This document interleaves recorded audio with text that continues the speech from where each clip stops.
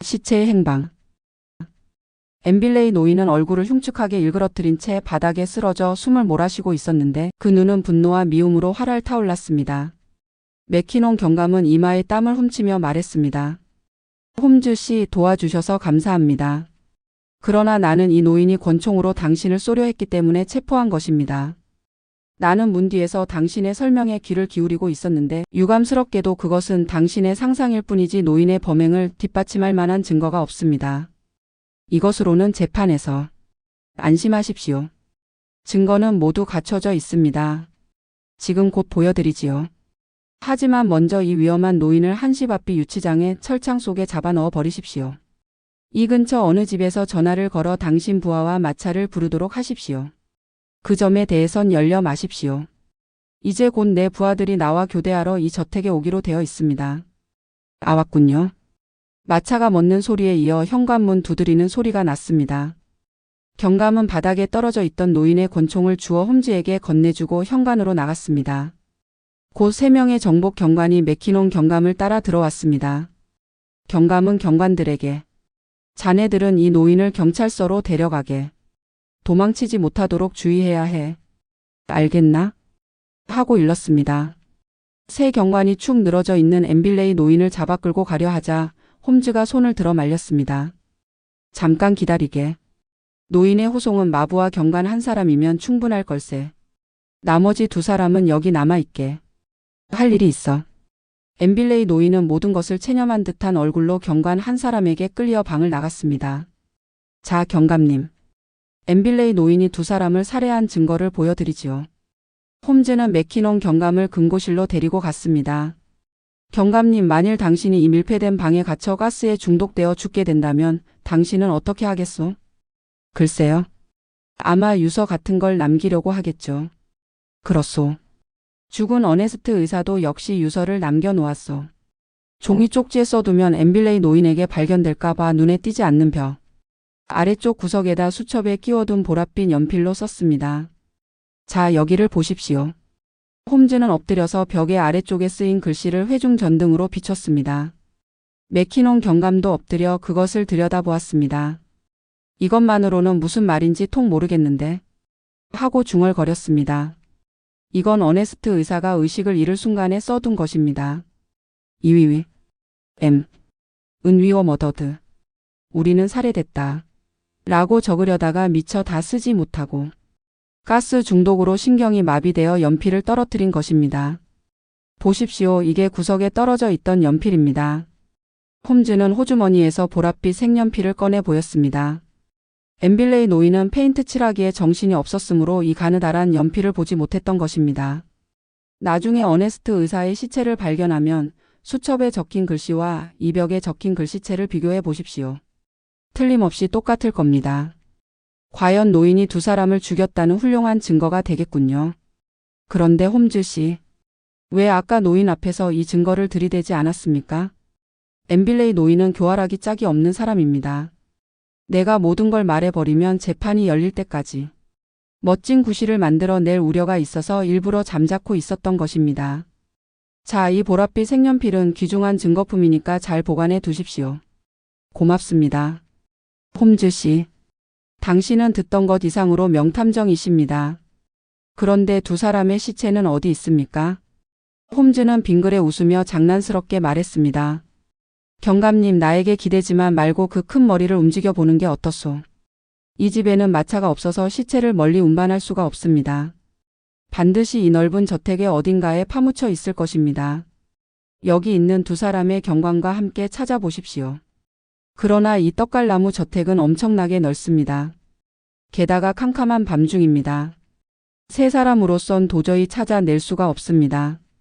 그럼 하나만 힌트를 드리죠. 이 집에 수도가 놓여 있는 것을 압니까? 예, 엠빌레이 노인에게서 들었습니다. 부인을 위해서 이 저택에 이사하자마자 가스와 수도를 끌어주었다고 하더군요. 그렇습니다. 그 수도가 힌트입니다. 잘 모르겠는데요. 수도를 끌어온 이상 지금까지 쓰고 있던 우물은 필요 없죠. 2사람의 시체는 그 필요 없게 된 우물 속에 집어던졌을 것입니다. 부엌 근처를 찾아보십시오. 반드시 묵은 우물이 있을 거요. 맥키논 경감은 경관들을 데리고 부엌을 나갔는데 20분쯤 지나서 화가 잔뜩 나서 돌아왔습니다. 홈즈 씨, 당신의 추리는 틀렸습니다. 부엌 바로 옆에 묵은 우물이 있었고 콘크리트 뚜껑이 덮여 있었습니다. 갈고랑이를 넣어 몇 번이나 찾아보았지만 시체는 나오지 않았습니다.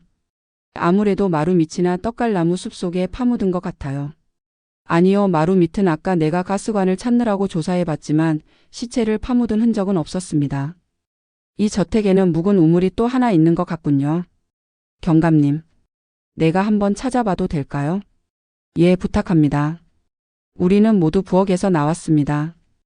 홈즈는 회중 전등으로 부엌 문에서 3m쯤 떨어진 땅 위를 비추면서 말했습니다. 경감님, 여기 길이 약 1.5m, 폭이 1m가 되는 큰 상자 같은 것이 놓였던 흔적이 있죠. 나는 아까 이 부엌에 숨어 들어갈 때 이미 알아차렸소만 이 직사각형의 흔적은 무엇을 놓아두었던 것이라 생각합니까? 글쎄요. 잘 모르겠군요. 관이라고 생각하기에는 길이가 너무 짧고 이건 계집을 놓았던 자리요. 뭐 계집? 경감님, 당신은 이 집에 뉴펀들랜드 종의 큰 개가 있었다는 걸 모릅니까? 알고 있습니다. 순찰할 때 저택 안에서 개 짖는 소리를 들은 적이 있습니다. 약 3개월 전에 병들어 죽었다고 들었는데 개는 죽어도 계집은 그대로 있습니다. 홈즈는 회중 전등으로 땅 위를 비추었습니다. 보십시오. 여기에 계집을 끌고 간 흔적이 있습니다. 계집이 커서 굴림대를 썼군요. 자, 이 굴림대 자국을 따라가 봅시다.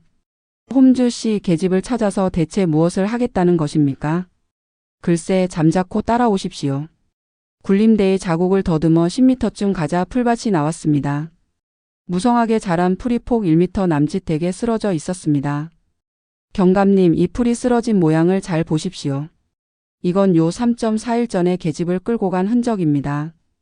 부인과 어네스트 의사가 행방불명이 되어 큰 소동이 벌어진 판에 왜 계집을 끌고 갔을까요? 이상하다고 생각지 않으십니까? 아, 저기 계집이 있군요. 떡갈나무 숲에서 조금 떨어진 곳에 헛간만큼이나 큰 계집이 있었습니다. 경감님, 이 계집을 밀어보십시오. 그 아래에 틀림없이 묵은 우물이 있고 그 속에 2사람의 시체가 버려져 있을 겁니다. 홈즈가 말했습니다. 경감은 2 경관과 함께 큰 계집을 옆으로 밀어냈습니다. 과연 그 밑에 썩어가는 나무 뚜껑을 덮은 묵은 우물이 있었습니다. 뚜껑을 젖히고 들여다보았으나 캄캄해서 아무것도 보이지 않았습니다. 경감이 쇠갈고랑이를 내리려고 하였으나 홈즈는 잠깐만. 버린 지 벌써 나흘이나 되었으므로 시체는 떠 있을 겁니다. 그 회중 전등 좀 주십시오. 하며 경감의 대형 회중 전등에 끈을 달아 우물에 내렸습니다. 과연 4m쯤 내려간 수면에 2개의 시체가 떠 있었습니다. 흰 원피스를 입은 엠빌레이 부인의 시체는 엎드려 있었으나 어네스트 의사 쪽은 위를 향해 누워 있었으므로 긴 구레 나룻과 콧수염까지 똑똑히 보였습니다. 정말 지독한 짓을 했군. 가스로 죽여서 시체를 헌 우물에 집어던지다니 마치 악마 같은 놈이야. 맥키논 경감이 신음하듯이 내뱉었습니다. 경감님, 시체는 내일 아침에 끌어올려도 될 것이오.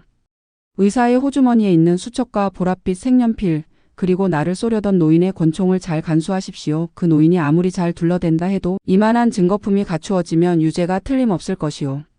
이로써 내 임무는 끝났소. 홈즈는 시계를 들여다보았습니다. 서둘러 가면 런던행 기차를 탈 수 있겠군. 경감님, 미안하지만 마차를 좀 불러주시겠소? 제가 타고 온 마차를 이용하시죠. 경감이 호각을 불자 경찰 마차가 앞문으로 들어왔습니다. 홈즈의 뒤를 이어 내가 발을 절면서 마차에 올랐습니다. 그때 경감이 다가와 망설이면서 입을 열었습니다. 홈즈 씨, 뭐라고 인사를 드려야 할지 모르겠습니다. 그런데 정말 뻔뻔스러운 부탁이 하나 있습니다만. 예, 알겠소. 2사람의 시체를 내가 발견했다는 걸 비밀로 해달라는 말씀이시죠? 그렇습니다. 안심하십시오. 이번 사건은 모두 당신 혼자서 해결한 것으로 해두겠습니다. 신문 기자에게도 절대로 말하지 않겠소. 그럼 수고하시오.